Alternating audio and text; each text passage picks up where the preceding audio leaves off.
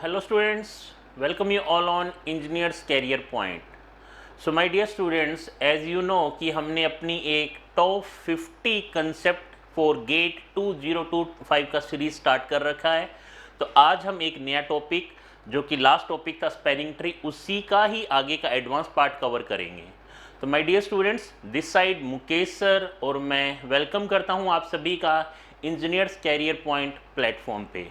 So my dear students, आपको पता होगा कि अगर आप सेकंड ईयर में हैं, थर्ड ईयर में हैं या फाइनल ईयर या ड्रॉपर स्टूडेंट हैं, तो 1 जुलाई से हम online as well as offline batch लेके आ रहे हैं फॉर गेट 2025। ऑनलाइन बैच भी है, ऑफलाइन भी है, जिसमें आपको हर एक सर्विसेज मिलने वाली है, चाहे वो टेस्ट सीरीज़ हो, कंप्लीट मॉड्यूल हो, आपका PYQ बुक हो, टेस्ट सीरीज़ हो, और उसमें इंक्लूड रहेगा आपका PGC मॉड्यूल भी। सो माय डियर स्टूडेंट, जिनको भी लगता है कि आप गेट की प्रिपरेशन करना चाहते हैं तो आप हमें ज्वाइन कर सकते हैं इंजीनियर्स कैरियर पॉइंट, जो कि सिचुएटेड है सेक्टर 34 में। सो स्टार्ट करते हैं अपने टॉपिक को माय डियर स्टूडेंट्स। तो आज हम डिस्कस करेंगे advance part of the last lecture, that is spanning tree. Last lecture में हमने डिस्कस किया था कि स्पैनिंग ट्री है क्या। तो अब उसी का नेक्स्ट पार्ट डिस्कस करते हैं, how to find what is minimum cost spanning tree. Minimum cost spanning tree. अब स्पैनिंग ट्री तो हमने देखा था, but the important point is what is minimum cost spanning tree. It means हमें पता है कि एक ग्राफ के बहुत सारे स्पैनिंग ट्री बन सकते हैं, ग्राफ के बहुत सारे स्पैनिंग ट्री बन सकते हैं, बट अब हमें ये डिसाइड करना है कि मिनिमम कॉस्ट स्पैनिंग ट्री कौन सा है। तो एक एग्जांपल लेते हैं। मान लो ये एक स्पैनिंग ट्री गिवन है आपको, A, B, C और D, फाइन।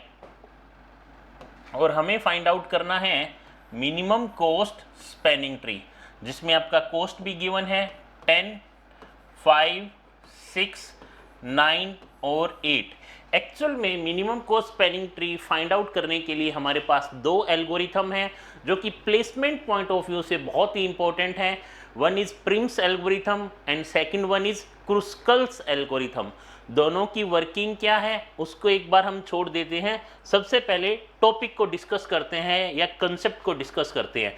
अब अगर नॉर्मली इस ग्राफ के अगर मैं ये मानूं कि इस ग्राफ का स्पैनिंग ट्री क्या है, अगर सपोज करो कि आपको ये जो कॉस्ट है वो गिवन नहीं है, तो बहुत सारे स्पैनिंग ट्री पॉसिबल हैं।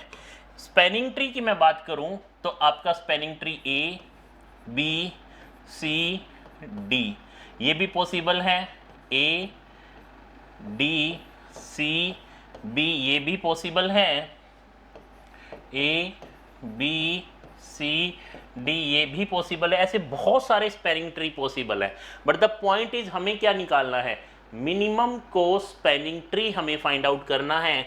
तो ऐसा स्पैनिंग ट्री जिसकी कॉस्ट मिनिमम हो। तो my dear students, minimum cost को फाइंड आउट करने के लिए बहुत सारे आपको कंसेप्ट, छोटे छोटे कंसेप्ट हैं जो हमेशा आपके रिकॉल पॉइंट में रहने चाहिए। सबसे पहले आपको ये देखना है कि इस ग्राफ में जो भी कॉस्ट गिवन है क्या वो यूनिक है, डिस्टिंक्ट है या रिपीटेड है। तो मैं देख सकता हूं 10, 5, 6, 8 और 9। इट मींस डिस्टिंक्ट कॉस्ट है पूरे ग्राफ में हर एक एज का, फाइन। दैट मींस जो स्पैनिंग ट्री बनेगा, और कौन सा spanning tree, minimum cost spanning tree, वो हमेशा याद रखना माय डियर स्टूडेंट्स, इस केस में हमेशा यूनिक बनेगा। मतलब स्पैनिंग ट्री बहुत पॉसिबल हैं, बट अगर मेरे ग्राफ में हर एक एज वेट यूनिक है, तो जो मिनिमम को स्पैनिंग ट्री बनेगा वो हमेशा यूनिक होगा। देखते हैं तो यूनिक मिनिमम स्पैनिंग कौन सा है, B से C, क्योंकि मिनिमम एज यही है, हमने ये सेलेक्ट कर लिया। फिर नेक्स्ट मिनिमम एज पिक करो, that is D, that is 6, और नेक्स्ट मिनिमम एज कौन सा है, 8। बट अगर 8 को लेता हूं तो मेरे ग्राफ में साइकिल बन जाएगा, मेरे ट्री में साइकिल बन जाएगा, और अगर ट्री में साइकिल है तो वो ट्री ही नहीं है, तो इसको इंक्लूड नहीं करना। फिर नेक्स्ट मिनिमम को पिक करो, दैट इज दिस वन, और ये कॉस्ट आ गई 9। तो टोटल जो स्पैनिंग ट्री बना है वो है ए से डी, डी से बी, बी से सी, या आप कोई भी पाथ ले सकते हो, but the point, the cost is 6 + 5 11 + 9 20, so the minimum cost for this spanning tree is 20. that is the main point. so इस एग्जांपल से हमने क्या डिसाइड किया कि minimum cost spanning tree unique होगा अगर मेरे ग्राफ का हर एक एज वेट डिस्टिंक्ट हो, पहली बात। सेकंड पॉइंट मैं आपको और बताना चाहूंगा, सेकंड इंपॉर्टेंट पॉइंट है, मान लो ये ग्राफ है ए बी सी डी,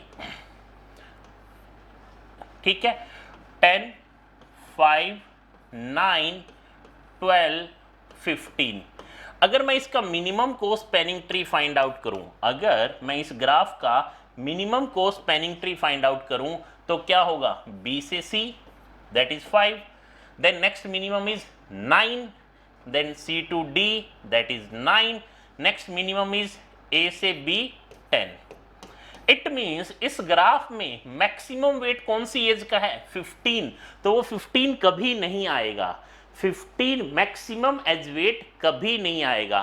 तो ध्यान से सुनना है मेरा एक पॉइंट कि मिनिमम कोस्ट स्पैनिंग ट्री में जब किसी ग्राफ का मैं minimum cost spanning tree find out करने की कोशिश करता हूं, तो जो मैक्सिमम वेट एज है मेरे ग्राफ का वो किसी भी स्पैनिंग ट्री में नहीं आएगा। क्या ये स्टेटमेंट गलत है, रॉन्ग है, या राइट है, सही है? मैं रिपीट कर रहा हूं प्रॉब्लम को कि एक ग्राफ गिवन है आपको, जब इस ग्राफ का मैं मिनिमम कोस्ट स्पैनिंग ट्री बना रहा हूं तो ये ध्यान रखना कि क्या ये कहना सही है कि ग्राफ का जो मैक्सिमम एज वेट है वो किसी भी मिनिमम कोस्ट स्पैनिंग ट्री में नहीं आएगा। तो इसका आंसर है फॉल्स। कैसे माय डियर स्टूडेंट्स, हम डिस्कस करते हैं। देखो, और आएगा तो किस केस में आएगा, मान लो ये एक ग्राफ है ए बी सी डी और मैंने एक एज और बना दी ई, और जो कोस्ट है, जो सबसे मैक्सिमम कोस्ट है वो इसी एज का है 20, और क्या है 10 5 9 2 1।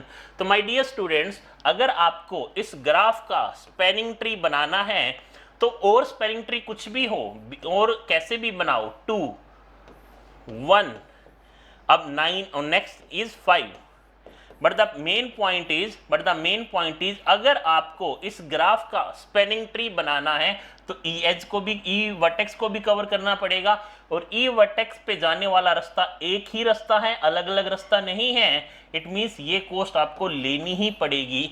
तो जो स्टेटमेंट था कि maximum edge weight minimum cost spanning tree में कभी नहीं आएगा, ये रॉन्ग है। आएगा, बट कब, जब जो मैक्सिमम एज वेट जिस वर्टेक्स पे लाई कर रहा है उनमें से वो एक वर्टेक्स पेंडेंट वर्टेक्स है। पेंडेंट वर्टेक्स मींस एक ऐसी वर्टेक्स जिसकी डिग्री 1 है।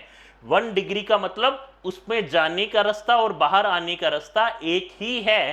तो वो maximum edge weight confirmly spanning tree में आएगा ही आएगा। पॉइंट समझ में आ गया? That is the second point. Even though मेरे ग्राफ में हर एक एज वेट डिस्टिंक्ट है, बट स्टिल अगर मैं ये कहूं कि मैक्सिमम एज वेट कभी नहीं आएगा तो ये रॉन्ग है। अगर मेरे ग्राफ में एक ऐसी एज है जो पेंडेंट एज है और उस पे जाने वाली वर्टेक्स एज, उसका वेट अगर ग्राफ में सबसे मैक्सिमम है तो वो एज हमेशा इंक्लूड होगी मेरे मिनिमम कोस्ट स्पैनिंग ट्री में। That is the main point. Fine. अब थर्ड पॉइंट हम ध्यान रखेंगे। थर्ड पॉइंट ये है कि क्या थर्ड पॉइंट ध्यान से सुनना, क्या अगर मेरा एक ग्राफ है, उस ग्राफ में एज वेट डिस्टिंक्ट नहीं है, मेरे को गिवन क्या है, ग्राफ है, ग्राफ में एज वेट डिस्टिंक्ट नहीं है, तो क्या ये मेरा स्टेटमेंट ट्रू है कि डिस्टिंक्ट नहीं है? That is fine. बट जब उस ग्राफ का आप मिनिमम कोस्ट स्पैनिंग ट्री बनाओगे तो हर एक वो एज जो मिनिमम कोस्ट की है वो मिनिमम कोस्ट स्पैनिंग ट्री में हमेशा आएगी। मैं रिपीट कर रहा हूं, प्रॉब्लम गिवन है, हमें आपको एक ग्राफ गिवन है जिसका एज वेट यूनिक नहीं है, इट मीन्स उसमें रिपीटेड एजेस अलाउड है, रिपीटेड वेट अलाउड है। तो उस ग्राफ का जब मैं स्पैनिंग ट्री बनाता हूं, that is minimum cost spanning tree, तो एटलीस्ट जितनी भी एजेस हैं जिनका वेट मिनिमम है, सबसे मिनिमम है, वो सारी की सारी एजेस मेरे स्पैनिंग ट्री या मिनिमम कोस्ट स्पैनिंग ट्री में इंक्लूड होगी ही होगी। तो ये स्टेटमेंट भी गलत है। कैसे?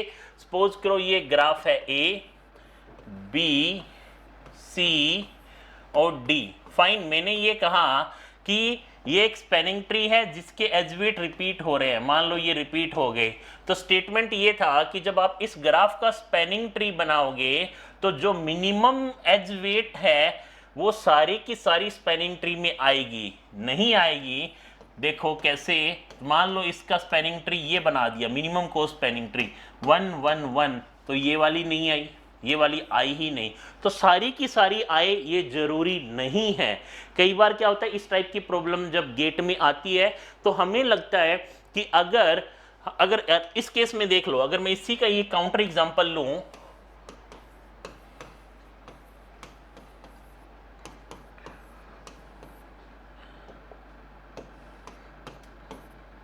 तो जब मैं इसका अगर मैं ग्राफ स्पैनिंग ट्री बना रहा हूं तो क्या बनेगा, ए से बी, बी से सी और फिर आप सी से डी, 1 1 एंड 2। तो इस केस में जो मिनिमम एज वेट है वो हमेशा मेरी स्पैनिंग ट्री में आई है, बट ये जरूरी नहीं है कि ये केस हर बार ट्रू हो। तो माय डियर स्टूडेंट्स, दो नॉर्मली एल्गोरिथम है इसके, प्रिम्स एंड क्रूस्कल, उनको हम आगे डिस्कस करेंगे।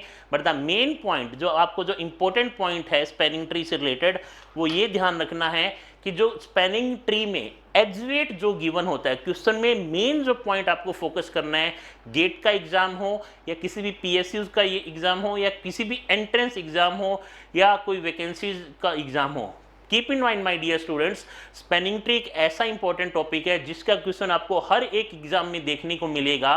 बट द पॉइंट इज, जब आप क्वेश्चन को रीड कर रहे हो तो उस टाइम बहुत ही अच्छे से, बहुत ही कंसंट्रेशन के साथ आपको वो क्वेश्चन रीड करना है। द रीजन इज, उसमें गिवन देखना है क्या है कि जो ग्राफ गिवन है क्या उसका जो एज वेट है वो यूनिक है या नहीं है। मान लो कुछ भी गिवन नहीं है, उस केस में बाय डिफॉल्ट आप यूनिक नहीं मानोगे, by default edge weight repeat हुआ है और उसके अकॉर्डिंग ही आपको ये समझना है कि स्पैनिंग ट्री क्या बन सकता है। फाइन माय डियर स्टूडेंट्स, तो बहुत सारे ऐसे सिंपल क्वेश्चन हैं जो प्रीवियस ईयर क्वेश्चंस जो स्पैनिंग ट्री में, इवन मैं ये कहूँगा हर एक पेपर में गेट के एटलीस्ट स्पैनिंग ट्री का क्वेश्चन आपको जरूर मिलेगा। इसीलिए ये एल्गोरिथम का एक one of the most important topic है।